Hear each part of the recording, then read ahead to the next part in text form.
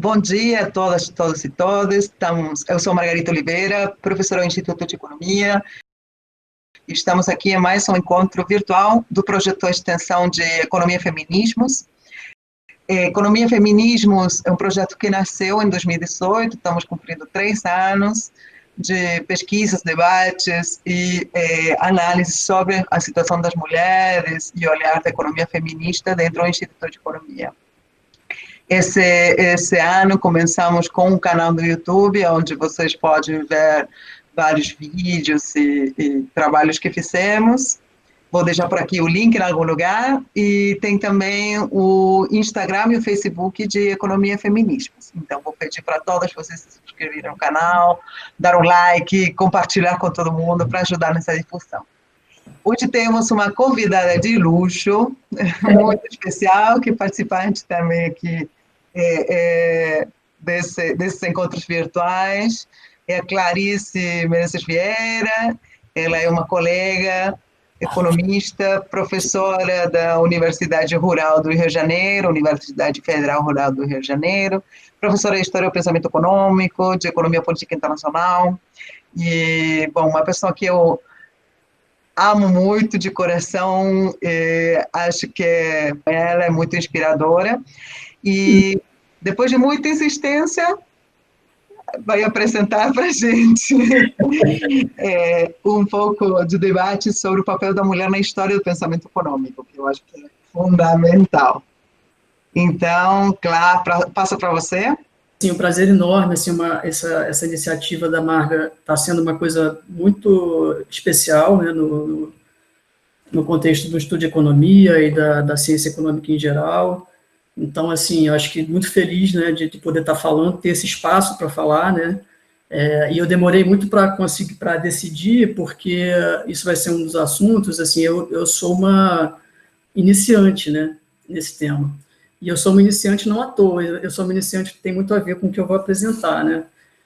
Acho que todas nós somos iniciantes, né, porque a gente está tentando fazer uma coisa que nós somos pioneiros, não somos pioneiras, tem muita gente atrás da gente, mas poucas pessoas, né? Então a gente está tentando engrossar um caldo que ainda é muito tênue, né? Então agradecer muito a Marga, agradecer muito todo mundo que está aqui, né, assistindo e ouvindo. Eu vou apresentar então aqui, beleza. Então eu vou começar falando um pouco da proposta, né? Primeiro, porque a história da alienação econômica, quer dizer, como a Marga falou, eu sou professora de HPE, de História do Pensamento Econômico, mas, para mim, assim, a história não é exatamente do pensamento, né? Para mim, eu acho que a história da ciência econômica é um pouco a história da alienação econômica, né? A ciência econômica já nasceu muito alienada, já se propôs muito alienada desde o começo. Só que esse foi um trabalho, quer dizer, o processo de se alienar, ele é constante, né? Porque a realidade, ela se coloca. E a realidade, ela é cheia de contradições, ela é cheia de questões que a ciência econômica nunca deu, né? E continua não dando. Então, assim, a história da economia, como eu estou vendo hoje, né? Não é a história de um pensamento que tem que continuar sendo, quer dizer, que tenta sempre se manter e precisa fazer muita força, e é um esforço muito grande, muito pesado, para se alienar, né, para se alienar da realidade social, né, para se alienar da contradição, das desigualdades, etc. Então, as mulheres, na história do pensamento econômico, elas nunca entraram, né, nunca entraram. Foi uma realidade social, a questão do gênero, né, ela nunca fez parte, né. E aí o que a ciência econômica fez, na verdade, foi o seu constante esforço de mantê-la fora, né, de manter fora as desigualdades de gênero, todas as desigualdades sociais, todas as contradições sociais, né? Porque a história da ciência econômica é uma história de um sistema sem contradição, de um sistema que funciona, né, de uma maneira extremamente lógica, segundo uma lógica que é linear, né, e que não admite, portanto, né, no seu entorno, no seu interior, a presença de nenhum tipo de opressão, desigualdade, violência, guerra, seja lá o que for, né? E a realidade está o tempo inteiro tentando entrar e a ciência econômica está o tempo inteiro se protegendo, né? Então, o que eu vou fazer é o consto que eu fiz. Por isso eu chamei de história da alienação econômica, né? A história das mulheres é uma história da alienação, não das mulheres, porque elas nunca entraram, mas da opressão, né, do gênero. E aí o que eu fiz foi construir uma história estilizada, né, e aí, assim, as histórias são sempre estilizadas, né, a história você sempre constrói uma espécie você liga, né, pontos, né, a partir de uma narrativa. Então, é mais ou menos isso que eu fiz, né, eu peguei alguns eventos, quer dizer, são muitos eventos, né, na verdade é um contínuo, não são eventos, é um contínuo, né, de história. Mas eu peguei alguns pontos no tempo da história do pensamento, ou da alienação, que eu acho que foram muito marcantes para a construção, para essa alienação ser montada. E veja, eu parei no final, no começo do século XX, né? De lá para cá, vários outros eventos aconteceram para reforçar essa alienação. Então eu chamei isso, né, história estilizada do longo, gradual e crescente processo de alienação das realidades sociais pela ciência econômica. E aí eu queria falar de onde eu falo justamente por causa disso. Eu sou completamente iniciante, né, nessa maneira de ver as coisas, né? E devo muito a Marga e todas as mulheres economistas que vieram antes de mim a chance de poder tá entrando nessa história, né? Então eu falo de um lugar assim de desconstrução que é muito inicial, quer dizer, é claro, essas questões da alienação da ciência econômica eu já venho pensando há muito tempo, mas especificamente sobre a questão de gênero, agora é que isso está aparecendo mais no meu olhar, né? Então, isso também vai se refletir um pouco até na apresentação, assim, eu vou falar pouco da questão especificamente do gênero, porque, digamos, da economia feminista, da economia de gênero, eu vou falar sim, mas eu vou falar mais do processo de alienação da ciência, porque agora que eu começo a voltar o meu olhar para as mulheres que estão tentando lutar contra isso já faz tempo, né? E existem pessoas que já vêm tentando recuperar e estudar essas mulheres que estão tentando, que há muito tempo estão se preocupando com isso, né? Então vocês vão ver que infelizmente a maioria dos autores, claro, a gente sempre fala isso, né, na economia, que a gente tem pouquíssimas economistas mulheres, né? Então, basicamente, a gente ouve falar da Rosa Luxemburgo, isso assim, né, claro, quem tem a chance de estar numa escola plural e, portanto, pode conhecer o pensamento marxista, né, e no âmbito da ciência mais tradicional, a gente ouve falar da John Hobson, e claro, né, na história, né, mais recentemente existem outras, né, aparecem outras, né, importantes, etc., mas isso muito assim, já dos anos 80, 90 para cá. No caso do Brasil, a gente tem a Conceição Tavares, que tem uma importância muito grande, né, até por conta disso, de certa maneira, mas assim, tem muito poucas mulheres economistas que a gente conhece, né, porque elas são, claro, não é que não existam mulheres economistas, existem muitas, sempre houve, mas elas estão sendo apagadas há muito tempo, né. Então, a maioria dos autores que eu vou apresentar são homens, até porque são os homens, claro, são os homens que falam, são os homens que são os responsáveis por apagar e por se alienar e por construir essa ciência do jeito que ela se apresenta, né? Então, é desse lugar que eu estou falando, mas eu acho que eu venho ouvindo muita coisa, eu acho que é importante a gente compartilhar sempre, por mais que a gente saiba que a gente está no início de uma trajetória, e para mim é claro que eu estou no início de uma trajetória de desconstrução, eu acho importante a gente falar e a gente expor as nossas ideias a cada passo dessa trajetória, né? Porque todas as pessoas estão em suas trajetórias. Então, eu acho que é importante a gente expor, eu tenho muita clareza de como eu estou começando, mas eu acho que é importante eu falar também nesse início, né? Tendo a consciência que é por aí. Agora, por que o autismo? E isso eu acho que eu tenho que dar o crédito, porque né, esse problema da alienação econômica é uma coisa que, claro, né, as pessoas vêm pensando sobre isso há muito tempo, né? Vem falando sobre isso há muito tempo. Então, o autismo, eu não sei se vocês conhecem isso, mas em 2000 houve um movimento que começou pelos estudantes, claro, né, esse tipo de movimento é muito comum que comece pelos estudantes, na França, de uma reivindicação, se chamou Manifesto Pós-Autista, por uma economia pós-autista. Então, a reivindicação deles, na ocasião, era justamente que a gente não quer mais essa ciência que não fala com a realidade, que não conversa com a realidade, que não tem nada para nos dizer sobre isso, né? E foi um movimento muito importante. Ele sai dos estudantes, vai para os professores, tem uma literatura já sobre isso, para quem quiser, vai para os professores, chega na Inglaterra, né, e aí funda-se, né, um periódico que depois vai se tornar claro, né, num processo que vai sendo construído, né, vai se tornar uma associação, que é uma associação internacional que vai se construir muito contra as associações que já existem, as tradicionais, que são muito localizadas, é uma associação ou dos Estados Unidos ou da Inglaterra, então é uma associação que vai se propor de fato internacional e vai lançar vários periódicos, entre outros um que chama Economia do Mundo Real, né, Review de uma Economia do Mundo Real. Então, assim, esse movimento foi muito importante e vários outros, né, em 2008, depois da crise também, há muita crítica, né? Tem um evento clássico que é a rainha da Inglaterra indo, né, na London School Economics e falando assim, mas vem cá, vocês não sabiam, assim, vocês não era possível ter previsto minimamente, assim, né, quer dizer, meio que esse traço da economia, claro, né, conforme ela vai ficando mais distante da realidade, e isso é um processo crescente, né, até pela lógica da dialética dos movimentos sociais, a reclamação vai crescendo também, as pessoas vão gritando, né, vão falando, poxa, a gente não quer mais isso. E aí cria também um processo dialético interessante da economia se alienando, da economia se mantendo assim, nessa posição, e os movimentos pós-autistas, né, lutando contra esse autismo, gritando. Mas o que é mais incrível é que esse núcleo dessa economia autista, ele se mantém muito forte.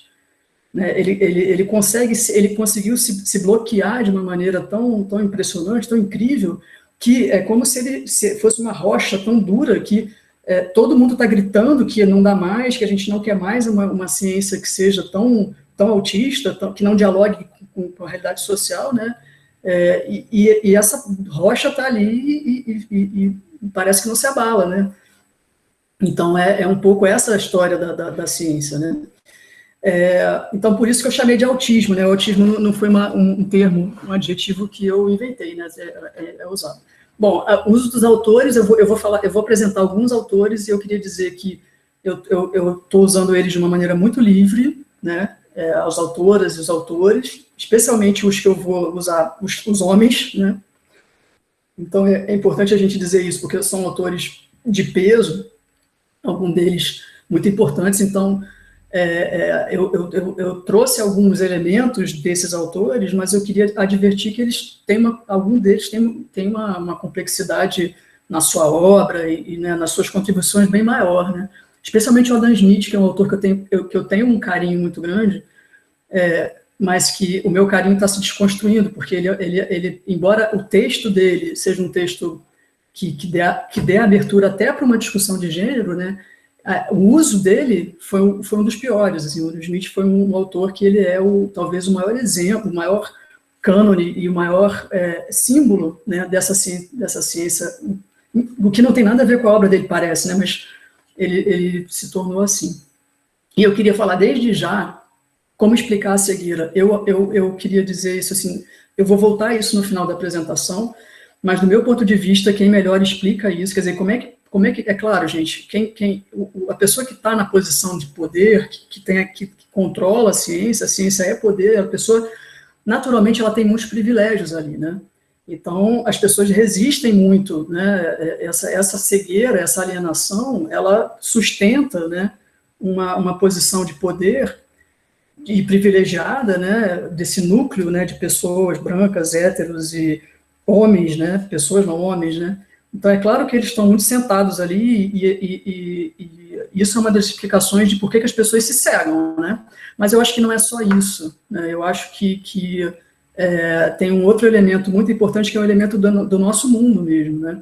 A ciência econômica, ela nasce com o capitalismo, ela é uma ciência do capitalismo, né?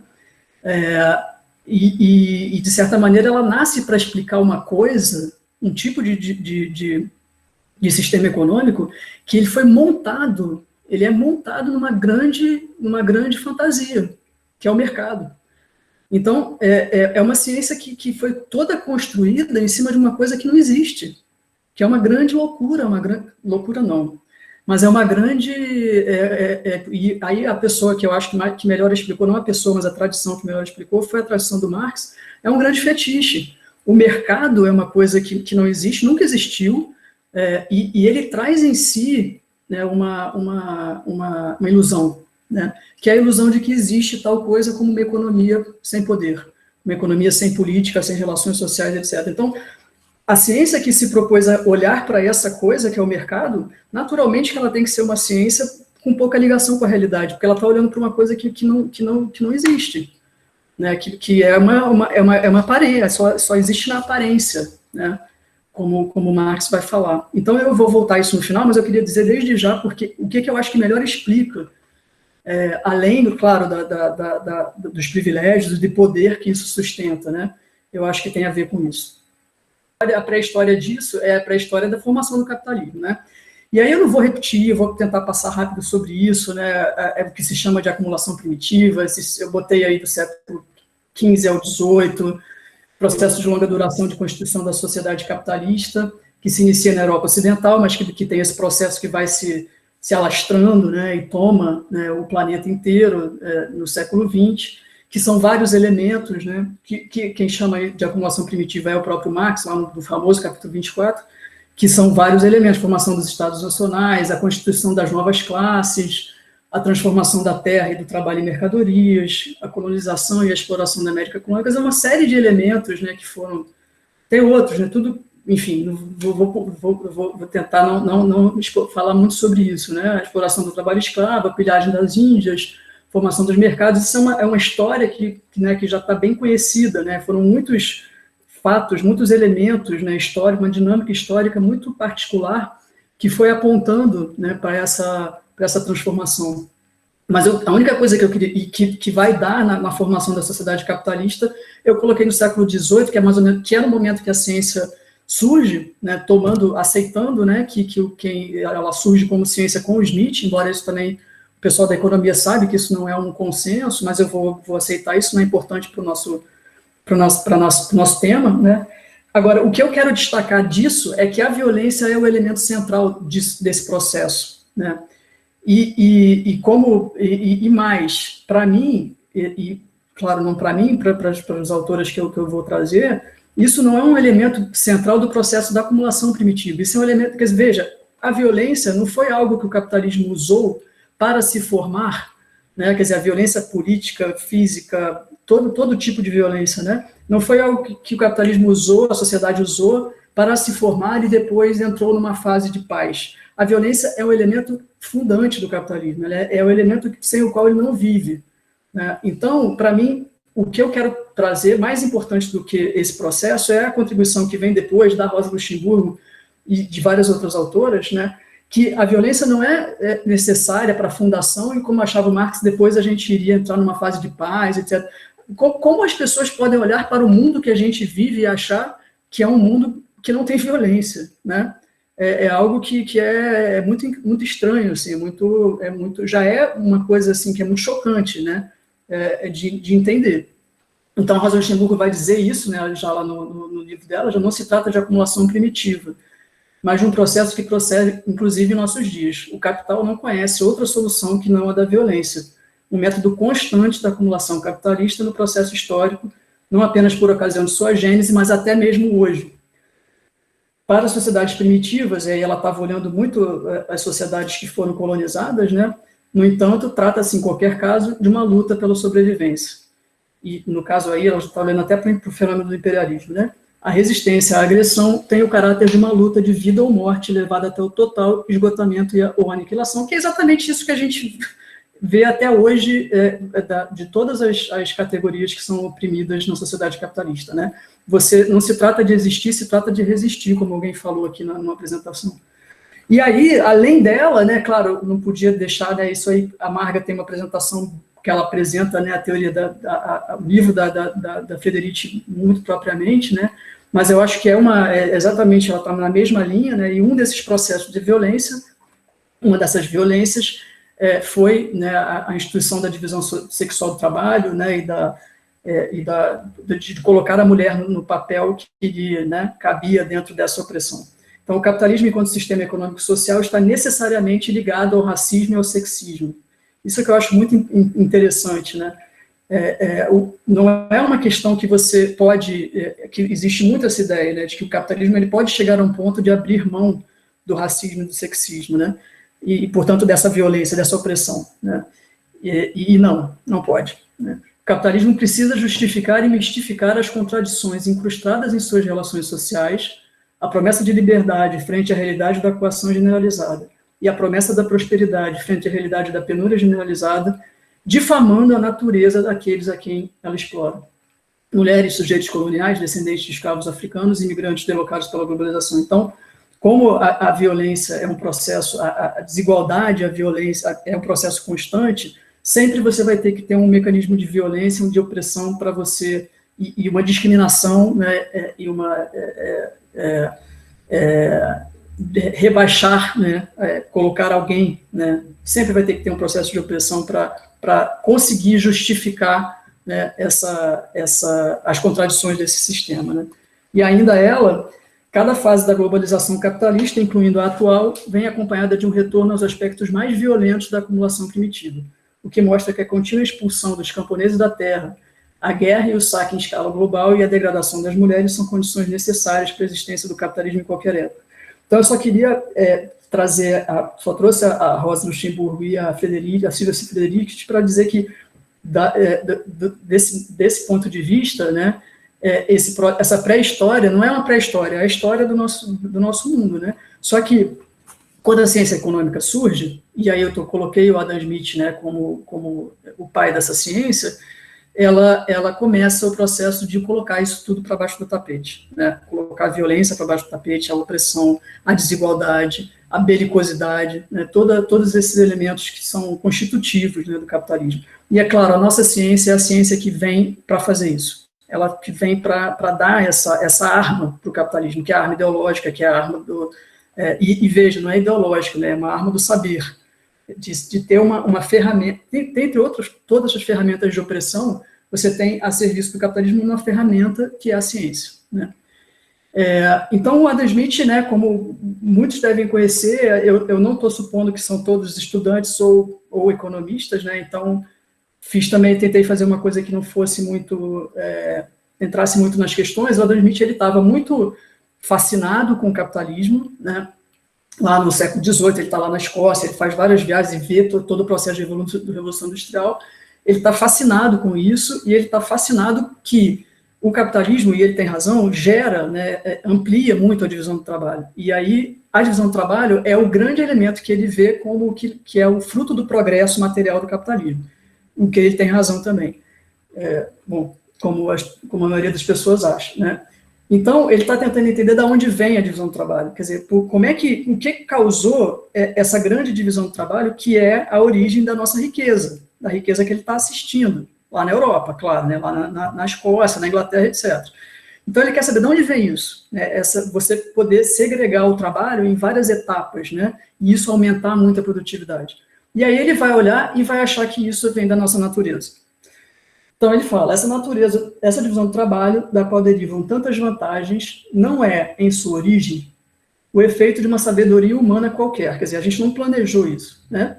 Que preveria e visaria essa riqueza geral a qual dá origem. Quer dizer, nós não planejamos, né? Vamos lá, vamos sentar aqui, cada um vamos dividir esse trabalho assim ou assado, porque a gente sabe que vai aumentar a riqueza. Ela é a consequência necessária, vejam, necessária, tá? Embora muito lenta e gradual, ou seja, a gente, durante muito tempo, estava meio que germinando, né? É isso que ele vai falar, de uma certa tendência ou propensão existente na natureza humana que não tem em vista essa utilidade extensa, ou seja, a propensão a intercambiar, permutar ou trocar uma coisa pela outra. Essa passagem é muito famosa, mas o que ele está falando existe em nós, né, uma propensão a trocar, né? A gente quer trocar. Ele usa um exemplo que é muito sagaz, que ele fala assim, você nunca viu um cachorro fazer uma troca justa de um osso com outro cachorro. Então, a gente tem em nós, assim, uma propulsão a trocar, né? E aí a gente vai, lentamente, o que a humanidade foi fazendo? Ela foi aflorando, né, essa tendência, ela foi dando vazão a essa propensão, né, da nossa natureza. E isso foi nos levando, né, num processo gradual, né, à divisão do trabalho, né? Que, por sua vez, gerou, e a divisão do trabalho, divisão do trabalho capitalista, né? Então, ele está derivando a divisão do trabalho capitalista da nossa natureza. Então, ele já está apagando, né, Muita coisa. Ele deu o primeiro passo de apagamento, né, de vários elementos e esse elemento do Adam Smith, vários outros foram esquecidos, né? Ele falou muitas outras coisas, mas esse aí foi central para fundar a ciência econômica, porque você naturalizou o mercado, né? Você naturalizou a nossa sociedade. Então, assim, fecha os olhos para tudo que houve, né, antes de nós, né, para todas as outras formas de vida, né, e especialmente, esquece que trocas através de mercado são relações sociais históricas que nunca antes haviam sido importantes para organizar a vida econômica. Quando a gente fala isso, as pessoas se assustam, porque elas acham que o mercado é uma coisa tão óbvia, né? Só que, e aí eu botei até o Calpoloni aqui, gente, porque a referência, porque isso é uma coisa que muita gente tem muita dificuldade, assim, de aceitar, porque, claro, a gente não foi educado, a gente vai sendo educado desde sempre para achar que trocar, né, que a barganha, eu te dou isso, você recebe aquilo, isso é uma coisa que está na nossa natureza. Então, assim, a gente constrói a história sempre muito pensando na gente, né? Então, a gente tem muita dificuldade de aceitar que mercado é uma coisa absolutamente artificial, né? Absolutamente artificial, e que para você instituir a economia de mercado foi uma coisa que precisou de muitos séculos, aqueles séculos lá, de muita violência, porque ele é muita artificialidade, é muito contra, né, o que, aliás, né, do que seria, do que se esperaria, né? E as sociedades antes de nós nunca precisaram do mercado. Claro, vejam, eu não estou dizendo que nunca houve troca, claro que houve trocas, mas trocas de mercado, como a gente vive, né, quer dizer, trocas baseadas no princípio da barganha, toma lá da cá, etc., isso é uma coisa que só existe muito recentemente, né? Então eu coloquei a referência aqui né, porque eu acho importante, assim, de marcar, né? Pelo menos para mim, o Calpoloni foi a grande... Claro, ele também está assentado em outros autores, etc., né? Mas ele é muito importante para isso. Então, vejam, começa aí, tá? Começa nesse momento o processo. O segundo passo eu coloquei o Davi Ricardo, né? Que é um autor que é muito lembrado por conta dessa contribuição que vai ser muito importante para a questão internacional, né? O Davi Ricardo tem também várias contribuições, não vem ao caso entrar aqui, mas ele construiu, né, um argumento que muita gente sabe que foi um argumento que foi um erro, foi um equívoco, porque é uma teoria super abstrata que você está usando para falar de política internacional, etc. Então, a gente sabe que é uma teoria, quer dizer, que não é uma teoria que sirva para falar das nações, etc., mas ele fez um argumento para tentar convencer que os países deveriam abrir o comércio com a Inglaterra, tá? Então, ele fez um argumento teórico para convencer, né, todos os países, os demais países, que deviam aceitar o livre comércio da Inglaterra, tá? A Inglaterra já tinha se industrializado, já estava louca, né, para vender seus produtos, etc., e ele está falando assim, olha, gente, abre os seus comércios aí, porque vocês vão ganhar também, né? Vai ser bom para todo mundo ter o evento clássico, a situação clássica lá do Portugal, de vinhos e panos, né?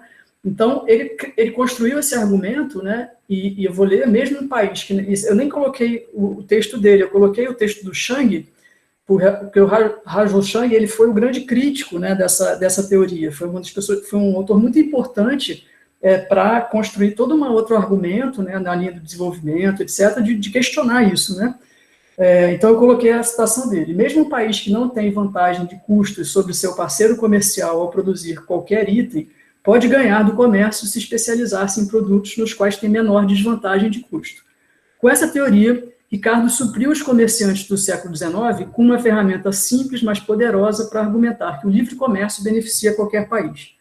Então, veja, claro que do Ricardo até hoje tem muita história, né? Houve várias sofisticações, né, em modelos, e Stolper, Samuelson, e etc., Hexer, Olin, milhões de equações, gráficos, etc., e até hoje, né, existe o argumento, que está baseado no argumento do Ricardo, né, de que abrir o mercado, né, deixar o comércio internacional fluir, etc., é o melhor caminho para o aumento da riqueza de uma nação.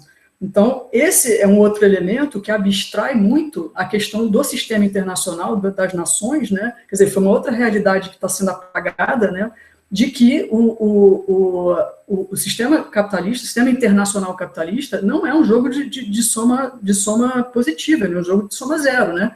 Ele é um sistema belicoso, ele é um sistema de disputa, é um sistema de hierarquia, né? Não existe um sistema que não seja hierarquizado, né? Então, que alguém não tenha que estar perdendo, alguém que vai ter que estar embaixo, né? E o que está em cima nunca, se você abrir o comércio, o que está em cima, ele nunca deixará o que está atrás alcançá-lo, né? Então, eu coloquei aqui o desenvolvimento, o que ele está esquecendo, né? Que o desenvolvimento do capitalismo na Inglaterra e da maioria dos países ricos foi alcançado através de proteção, guerras, roubo, tráfico de escravos e violência. É o que a gente sempre fala, a Inglaterra ela conseguiu sair na frente, e aí, como o Chang fala, depois chutou a escada para ninguém chegar perto dela, né? Foi uma história muito, muito vergonhosa, né? Muito bizarra, né? De violência, né? Tráfico de drogas, né? Todas as coisas que hoje em dia seria, enfim, ficariam, as pessoas seriam, nem sei, assim, pena de morte, né? Porque todos os crimes que hoje a gente considera os mais bizarros, né? Para conseguir atingir, né? Pirataria, aquelas coisas todas que a gente está acostumado, né? Extermínio, né? Muito extermínio. Tudo bem? Estão aí? Estamos aqui. Então, vamos lá, mais uma etapa. E aí, essa etapa é uma etapa muito importante, que é o que a gente chama de revolução marginalista. E veja, nesse momento, a economia, como vocês sabem, ela sempre se chamou, até esse momento, ela se chamava economia política, e aí a gente assumiu, né, tirou o nome de política, porque estava ficando meio feio, né? Não é isso, né? Na verdade, não é que estava ficando feio, é que as pessoas realmente acham que achavam nesse momento e continuam achando que a economia trata de uma coisa que não é política, né? Como se houvesse alguma coisa no nosso mundo que não é política. Essa é a ilusão, né? Essa é a grande ilusão, digamos. Então, nesse momento, é claro, esse momento é um momento de muita transformação no pensamento, que não vai se encerrar aqui, né? Ainda vai levar muito tempo aí para se completar, né? Isso começa em 1871, que a gente chama lá de Revolução Marginalista, mas aí leva ainda... Eu diria que vai até, assim, depois da Segunda Guerra Mundial, é o que de fato, né, esse movimento se afirma. Até a Segunda Guerra Mundial ainda tem muita disputa, tem pessoas que ainda estão questionando isso, estão questionando a fundação da economia em cima dessa base, tá? Mas essa maneira de entender o que é a economia, ela vai se afirmar, né, como dominante. E ela é assim até hoje. Veja, eu botei aqui essas três caras, dessas três figuras aqui, porque todo mundo já deve ter também, né, quem é estudante de economia, etc., deve ter ouvido falar neles, porque são os três revolucionários, as três pessoas que lideraram ou conduziram, ou que foram, digamos, são considerados os grandes fundadores, né, da ciência econômica moderna. Isso aqui que eu estou mostrando tem mais a ver com esse barbudinho aqui, que é o Walras, né, que a gente chama de equilíbrio geral. Mas veja, para mim, independentemente de entrar nos detalhes, eu queria poder explicar para quem não é economista como é que o economista vê o mundo. Tá? E ele vê o mundo assim, com esse gráfico aqui. Tá? Então, o economista olha para o mundo e fala assim, bem, o mundo são indivíduos, pessoas, né? Essas pessoas são utilitaristas, ou seja, elas querem muitas coisas, querem bens, querem cada vez mais, né? O que a gente chama de maximizar. Mas existe um problema no mundo que não tem para todo mundo, né? Não tem para todo mundo, então tem uma questão ali que a gente vai ter que escolher, né? Eu vou lá pegar minha renda, como é que eu vou botar? Vou botar um pouco aqui, um pouco de maçã, um pouco de banana, um pouco de trabalho, um pouco de lazer, um pouco daquilo lá. Eu faço isso usando uma racionalidade, tá? Isso é o que o homem econômico racional. Essa racionalidade é uma coisa assim, basicamente é dizer que eu não sou burro e que eu faço o melhor que eu posso, né? Então eu não vou escolher uma coisa, mais ou menos, né? Uma racionalidade, na verdade, que diz o seguinte, olha, eu vou escolher com uma certa coerência, né? Vai ter uma coerência por trás disso. E essa coerência é a coerência do utilitarismo mesmo, né? Então, veja, isso estou dizendo como um economista, qualquer economista, tá, gente? Claro, depois eu vou falar mais um pouco dos economistas. Então, ele vai para o mundo, as pessoas vão para o mundo, né? E vão olhar e vão pensar, bom, eu quero fazer uma escolha aqui. E aí todo mundo quer isso, né? Todas as pessoas querem a mesma coisa. Tá? Homem, mulher, preto, branco, pobre, rico, trabalhador, qualquer pessoa. Aí elas vão para um lugar. né, que se chama mercado. E aí, lá no mercado, elas vão se encontrar e vão, claro, né, gente, eu estou simplificando, eu não quero ser irônica, mas assim, né, é a imagem de construção. Lá no mercado, elas vão trocar. E aí as pessoas vão trocar tudo. Elas vão trocar trabalho por lazer, elas vão trocar, eu não quero trabalhar, então eu vou contratar o trabalho de alguém, porque eu prefiro ficar descansando. Eu quero um pouco de maçã, eu quero menos banana, né, então eu vou pegar minha banana e vou dar pela maçã. Eu quero trabalhar um pouco hoje, mas não quero trabalhar um pouco amanhã, então eu vou trocar trabalho hoje por trabalho amanhã. Eu quero consumir hoje, não quero consumir, enfim, eu tenho lá um mapa, né, na minha cabeça, né, que é mais ou menos o que eu quero, meu desejo, minhas preferências, né, e eu também sei mais ou menos como é que eu vou produzir, porque eu sei mais ou menos, se eu tenho uma mesa, como é que eu consigo transformar uma mesa em cadeira, né? Quanto que eu preciso de trabalho, quanto que eu preciso de capital para transformar uma mesa numa cadeira, ou transformar tantos insumos num certo produto. E aí todo mundo está se encontrando nesse espaço, né? E as pessoas vão realizando as suas trocas, né? E aí o que vai acontecendo, né? A gente vai ter um mecanismo, que é o mecanismo da concorrência, né? Que é, eu quero o melhor para mim, então eu vou negociando o preço, eu vou barganhando, né? E aí eu vou vendo ali como é que as pessoas estão se comportando, vou concorrendo com as pessoas. Isso tá meio que movimentando a economia, tá? As pessoas estão realizando suas trocas, e vai ter um momento, né, que a gente chama de equilíbrio, o que seria esse equilíbrio? É claro que nenhum economista acha que esse equilíbrio vai ser atingido, né? Mas isso é a imagem, né, de como a pessoa está vendo o que é o fenômeno econômico, tá? Então, ela está imaginando que, por exemplo, quando ela vê, o PIB deu tanto, né? Ela está imaginando que aquilo é uma espécie de processo, né? De que foi resultado de um troço como esse aí, tá? E aí, esse equilíbrio, qual seria esse equilíbrio? É mais ou menos um ponto onde, todo mundo fez o que queria, então pronto, parou, né? Porque o que está movimentando a sociedade é as pessoas quererem trocar. Então, se eu fui lá, troquei, fiz tudo o que eu queria, né? Fiz as minhas contas e tal, a concorrência agiu, pronto, isso é o equilíbrio. Então, vejam, gente, isso aqui, é claro que tem a gente pode depois conversar, tem mil questões complexas envolvendo, né, isso aqui. E ninguém diz, nenhum economista diz necessariamente que isso aqui vai acontecer, tá? Mas isso é a maneira que o economista olha para o mundo. Vejam, o que é isso, né? O que é isso? Indivíduo, né, pessoas, né, como, né, essa abstração do indivíduo que não tem classe, que não tem gênero, que não tem cor, que não tem país, não tem espaço, não tem tempo, né, se encontrando em mercados, que é uma coisa que... O que seria um mercado? Seria você negociar, né, diretamente, comprador e vendedor, né, e isso está movimentando, né, os resultados econômicos. Os resultados econômicos são fruto de processos como esse, né. Tudo bem. O que é isso aí que está mais ou menos na cabeça, ou pelo menos isso é o paradigma, né, da ciência econômica. Nem que seja para você dizer que não é assim, né, mas isso é o que está, isso é como a nossa ciência foi montada. Então você vê que ela já foi montada desde o começo em cima de uma coisa muito, muito alienada, né. Então eu botei aqui uma frase explicando um pouco aí o que é isso, que é uma frase de dois autores de um manual de história do pensamento econômico, que ele fala: o problema central da teoria, no caso da teoria do equilíbrio geral, é de mostrar como as trocas voluntárias entre indivíduos que são bem informados, ou seja, cada qual é perfeitamente consciente do termo das suas escolhas, autointeressados, cada um pensa apenas em si mesmo, e racionais, quer dizer, cada um trata de fazer o melhor que quer, né, maximizar seus objetivos, levam a uma organização sistemática da produção e da distribuição da renda, que é eficiente e mutuamente benéfica. Claro, né, gente, que, de novo, não é que as pessoas achem que que tudo funciona perfeitamente assim, mas elas imaginam, tá, que o que está movimentando a economia é alguma coisa parecida com isso, tá?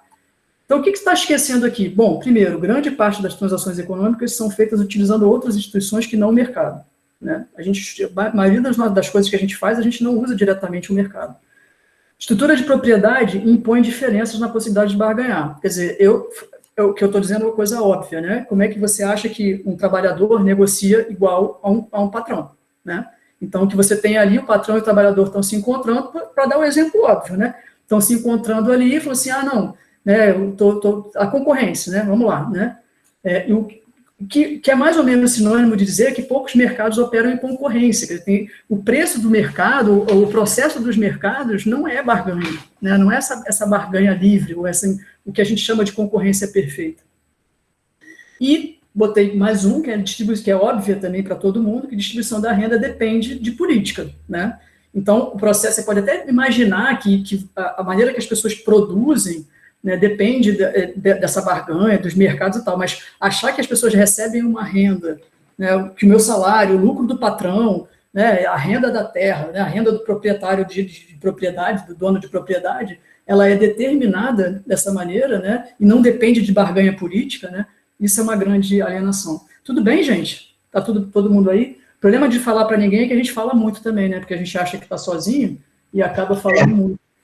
Mas estamos aqui, é o meio-dia, mas todo mundo ainda está aqui. Então eu vou tentar dar uma corrida, porque, enfim. Tá, e aí eu vou botar só mais esse, porque esse aqui, depois eu vou correr um pouco. Chega em 1912, tem o famoso equilíbrio do mercado de trabalho. Eu não vou explicar essas curvas aqui, não. Vou supor que a maioria aqui é economista, mas as pessoas acham, o economista típico, mesmo que seja para dizer que não funciona, ele usa isso aqui para dizer como é que é o nível de emprego e o nível de salário da economia, né? Então, eu botei uma frase do Keynes, é claro, o Keynes ele tá indo contra isso, essa figura aqui embaixo é o Pigou, que é o cara que meio que estava dialogando, né, questionando, né? Então, ele fala, basicamente, é dizer que o mercado de trabalho é um mercado, quer dizer, as pessoas têm lá, de um lado, as pessoas que querem vender, do outro lado, as pessoas que querem comprar, né? Quem quer vender é o trabalhador, que quer vender o seu trabalho, quem quer comprar é o patrão, que quer comprar o trabalho do trabalhador, aí você tem uma oferta de trabalho, né, que é representada por uma curva, porque tudo na economia é uma curva, né? Então tem um cara que está ofertando, então você tem uma oferta de trabalho, e do outro lado você tem uma demanda de trabalho, e o salário vai ser, né, o resultado dessa interação. O problema é que o equilíbrio do mercado de trabalho neoclássico, da ortodoxia, né, tem essa característica e diz, olha, resulta dessa definição, quer dizer, a definição das curvas de oferta e demanda, que a igualdade entre salário real e desutilidade marginal do emprego, isso, enfim, não vou explicar porque seria mais uma aula inteira, corresponde, e também para quê, né? Corresponde, quando interpretada de maneira realista, à ausência de desemprego involuntário. O que é a mesma coisa que dizer que se o mercado de trabalho estiver funcionando em concorrência, não existe indivíduos desempregados, exceto por escolha. Então, veja, gente, é você chegar no começo do século XX com essa conclusão, sabe? É uma coisa como pode, quer dizer, como a gente pode achar que isso é uma coisa... Claro, de novo, isso aí, eu posso estar usando um argumento, assim, estou fazendo um argumento de retórica, porque a gente sabe que a maioria das pessoas não concorda com isso, né? Mas o modelo de equilíbrio neoclássico, equilíbrio no mercado de trabalho, as pessoas continuam aprendendo isso. As pessoas, isso continua sendo o que você aprende no curso de macroeconomia, tá? Mesmo que seja para dizer, não, isso eu tive um colega que me inspirou muito, assim, né? Porque uma vez ele falou assim, poxa, a gente passa 3 cursos de macroeconomia, 1, 2, 3, dizendo, né, isso aqui, ensinando isso aqui. Aí eu falei assim, mas ele estava questionando isso, ele estava falando, e a gente só tem um curso para dizer que não funciona assim. Aí eu fiquei pensando, gente, mas por que a gente pede 3 cursos de macroeconomia para explicar isso aqui, que a gente, obviamente, obviamente é um absurdo, né? É um absurdo isso, porque no limite, o que tem outra coisa por trás disso, é que se a pessoa está desempregada é porque ela quer, tá? É porque ela não fez escolhas certas, ou ela não fez as escolhas que ela deveria, ou que ela prefere estar, né? E aí, como é que você passa 3 cursos, 3 semestres ensinando isso? Não tem mais nada a dizer além desses bonequinhos aí para vocês, tá? Eu acho só que a vergonha, nesses momentos é que a gente tem vergonha de ser economista, e eu fico pensando assim, isso, como você pode dizer para uma pessoa isso, né, e achar que isso não é uma violência? Quer dizer, você vai fazer um curso de economia, eu me sinto muito, fico pensando, eu dou aula na Baixada Fluminense, eu fico pensando, como é que você chega para um aluno da Baixada Fluminense que tem um pai, provavelmente, né, que é trabalhador, que provavelmente está desempregado porque não consegue emprego, e você diz, olha, seu pai está desempregado, tá, porque ele não merece estar empregado, né, porque ele não fez as escolhas que ele tinha. Como é que você pode achar que isso não é violento? Quer dizer, a arma, o capitalismo, ele é violento não só na ação, né, ele é violento na palavra também, né. Eu acho que isso é uma violência que a gente não pode mais aceitar, sabe? Falar um tipo de coisa dessa para uma pessoa, tá? Mas, enfim, vou tentar, eu acho que eu vou parar. Você tem, basicamente, você tem de um lado o mundo real, onde você tem tudo isso, ou muito mais outras coisas, e do outro lado o mundo da ciência econômica, que é o mundo que só consegue explicar o Robinson Crusoe, né? Então você retira todo o caráter social, histórico e político das relações humanas e você vai chegar na economia do... E veja, quando eu falo Robinson Crusoe, não é brincadeira, né? Os livros de macroeconomia, microeconomia começa assim, o modelo do Crusoe, né? Que é aquele cara... Claro, porque você só consegue explicar uma economia que só tem uma pessoa, né? E essa pessoa tem que ser homem e branca, né? Que está numa ilha deserta, porque não tem relação social, né? Não tem política, não tem nada. Então é isso que se tornou a economia, tá? Eu vou ter que andar um pouco mais rápido, por causa do tempo, eu acho, né? E voltando ao que eu estava falando para vocês, eu acho que quem melhor explica isso, né? Como eu falei, é o Marx e a tradição marxista, né? Mas eu acho que é meio por isso, assim, o Marx lá no capítulo 1, quando ele vai estudar mercadoria, né, que é o capítulo, né, que eu acho que é onde está isso, né? E é onde está essa situação aí, ele vai olhar para a mercadoria e fala assim, a mercadoria, essa coisa aqui, e aí você pode entender mercadoria, você pode entender o mundo que a gente vive também, tanto faz o mundo da mercadoria, né? Ele fala assim, olha, tem alguma coisa por trás dessa coisa aqui, né? Então ele fala, olha, o misterioso da forma mercadoria consiste, portanto, simplesmente no fato de que ela reflete aos homens as características sociais do seu próprio trabalho, como propriedades naturais, sociais dessas coisas. E, por isso, também reflete a relação social dos produtores com o trabalho total como uma relação social existente fora deles, entre objetos. Então, a gente olha, como a gente está trocando coisas, né, a gente acha que existe alguma coisa no mundo que é uma relação objetiva entre coisas. Mas, no fundo, aquela que você está trocando ali não são coisas, é o trabalho das pessoas, né? É uma relação física entre coisas físicas, não é mais nada que determinada relação social entre os próprios homens, que para eles aqui assume a forma fantasmagórica de uma relação entre coisas. Então, o que eu botei, relações que parecem ser puramente econômicas são sociais e políticas. E nós, gente, os economistas, eles querem estudar essa fantasia, né? A gente é uma ciência que se formou para estudar a fantasia da mercadoria, né? Então, é claro que ela vai ser sempre uma ciência alienada, né, porque ela está estudando uma coisa que não existe, né, que é uma fantasia. Agora, claro, eu não vou entrar nesse gráfico, né, a descrição que eu fiz foi da ortodoxia, o que a gente chama de ortodoxia neoclássica. A ciência econômica, graças a Deus, não é só isso, né, mas isso é muito importante, porque essa ortodoxia aqui, ó, é aquela pedra que eu falei para vocês que ninguém consegue quebrar. Né? Aqui, ó, ninguém entra aqui dentro, né? E onde está o poder, onde está o dinheiro, onde está a pesquisa, onde está tudo, está aqui, né? Então, vai continuar estando, né, gente? Dá para entender que vai continuar estando, né? Enquanto a gente estiver no mundo da mercadoria, a gente vai continuar tendo essa ortodoxia aqui, que provavelmente vai ser muito intocável. A gente precisa dela no capitalismo, né? A gente precisa dessa alienação aqui para esse sistema, como a gente precisa da opressão, né? O outro lado disso é a opressão, né? Então, claro, a ciência econômica é uma coisa muito maior, né? Em geral, essa classificação, eu esqueci de botar aqui, mas esse gráfico que eu fiz está baseado muito no texto do Bresser Pereira, que ele faz essa classificação, que você tem uma economia ortodoxa aqui, né, clássica, você tem um núcleo aqui dentro, que é a economia do Robinson Crusoe, e aí, em torno disso, você tem um campo, né, que a gente chama de mainstream, que tem vários, inclusive essa comportamental, que é essa coisa que está na moda hoje, que elas querem avançar um pouco, elas querem sair um pouco dessa loucura, né, mas não querem dizer que estão indo contra, sabe? Não, tipo, a gente aceita esse número, não estamos querendo negar vocês. E meio que tem uma heterodoxia que está querendo dizer, e veja, desde que surgiu a ortodoxia, né, surgiu a heterodoxia, quer dizer, desde o começo, né, existe esse grupo, né, que está tentando... Essa é uma relação muito dialética, né, entre esses dois grupos, né, e passa para cá, e passa para lá, tem gente que se classifica assim, classifica assado, não importa, né, isso aqui não é o nosso tema. O nosso tema é a economia de gênero e feminista. Quem está tentando falar sobre essas coisas, veja, eu não consigo imaginar alguém tentando trazer o gênero, né, e a questão feminina, de gênero, de sexualidade, etc., ou qualquer questão do mundo real, eu não consigo ver ninguém dentro dessa ortodoxia. Mas a economia de gênero e feminista, ela é um campo Tá? E aí são pessoas que estão tentando trazer, né, a questão do gênero. Ele é um campo, né, de estudos que ela cresce, veja, eu acho que ela sempre existiu, tá? Mas ela cresce, né, em volume, etc., né? Aparece mais claramente na década de 70, muito por conta né, do movimento feminista e tudo, mas nos anos 90 ela cresce muito, né? E hoje é muito grande, tá, gente? Eu fiz uma pesquisa e é um volume muito grande, né, de pesquisas, de mulheres estudando e produzindo. A gente pode pensar depois esse seria um segundo passo da meu estudo, né? Mas é um campo tão amplo que você tem pessoas aqui dentro desse campo, né, que não quer negar, né, essa ortodoxia. Você tem pessoas dentro do campo da heterodoxia e você tem gente que está tentando dizer, olha, a questão é que a gente precisa ir para um outro mundo, né, que é um mundo que saia dessa marra, inclusive porque a especialização de economia é uma coisa que não faz muito sentido mesmo, né?